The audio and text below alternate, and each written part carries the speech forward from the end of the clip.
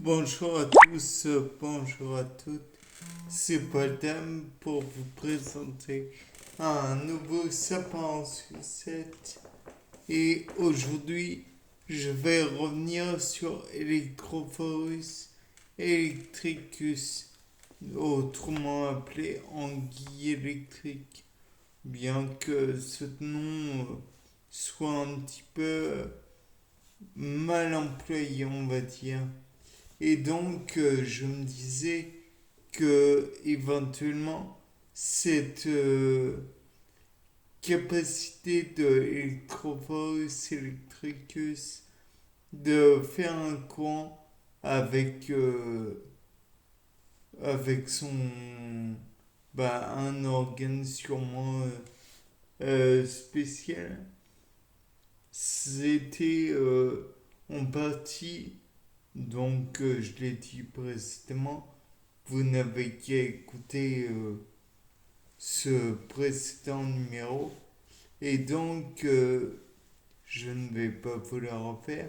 Je vais aller chercher une autre hypothèse. Et dans ce genre de circonstances, je voudrais envisager la possibilité que Electrophorus electricus est dans un organe spécialisé de sa tête un ensemble de métaux. Oui, car vous n'êtes pas sans savoir, Alexandre Volta, à la base, avait fait une pile à base de disques de cuivre et de zinc qu'il avait, comment dire, intercalé avec des buvards enduits d'eau salée ou d'acide chlorhydrique. Enfin, dans les deux cas, de toute façon, acide chlorhydrique et eau salée, vous avez du HCl mis en solution. Dans le cas de l'acide de l'eau salée, vous avez des ions hydroxyde et des ions sodium et Na+, qui sont rajoutés. Dans le cas donc de l'anguille électrique, Electrophorus electricus, je me suis dit que il y avait peut-être dans sa mâchoire ou dans d'autres organes dédiés à cet usage, à l'usage de faire du courant, j'entends,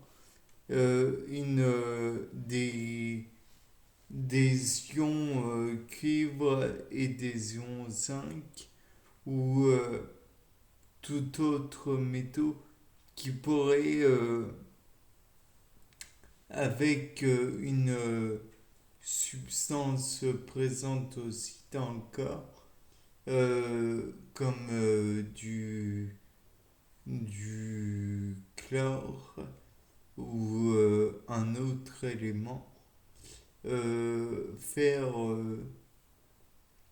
le tout ou faire un genre de oui, d'électrolyse, de courant électrique en somme.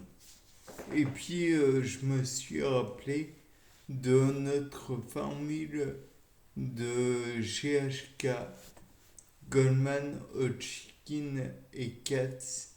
Donc si vous ne vous en rappelez plus, je vous recommande de la revoir. Sinon, c'est une formule assez complexe, je ne sais pas. Néanmoins, il y a RT ou R, bon, je dirais les RT de la concentration externe en potassium fois la concentration externe en sodium fois la concentration interne en chlore sur la concentration externe en sodium fois la concentration externe en, en potassium fois la concentration interne en chlore. Enfin, de toute façon, je vous recommande de la voir. Fois le nombre de Faraday, qui est environ de 96 500, si je me rappelle bien, coulomb par mol ou quelque chose du genre. Enfin bref, toujours est-il que là, on voit qu'il est possible de créer un courant grâce à des ions sodium, potassium et chlore.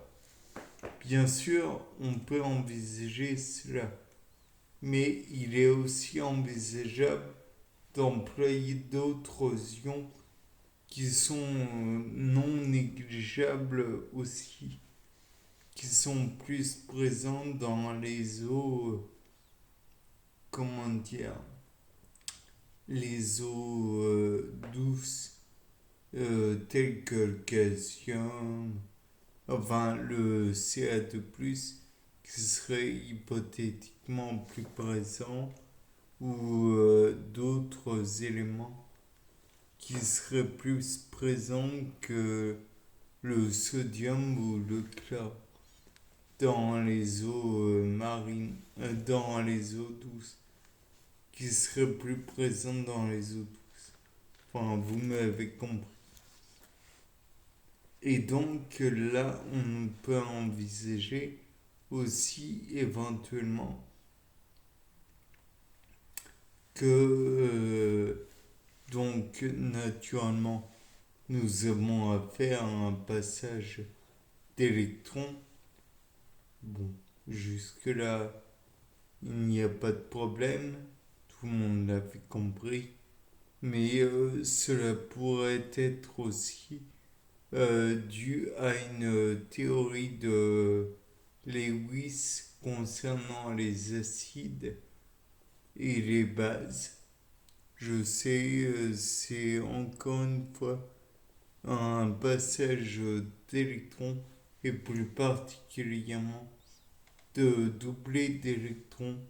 Et donc peut-être que ça pourrait mettre en jeu un peu plus l'idée du courant, puisque qui dit doublé d'électrons dit électrons plus importants. Donc peut-être que là encore une fois, on pourrait envisager la possibilité que cela soit comment interprété par le corps ou autre élément du corps en fait, ou autre élément vivant comme un courant. Peut-être que finalement c'est un peu plus complexe que l'on pourrait le croire. Et donc peut-être que cette supposition est fausse. Maintenant, à vérifier. Bien, c'était Paul Dame pour un nouveau sapin en sucette. Au revoir.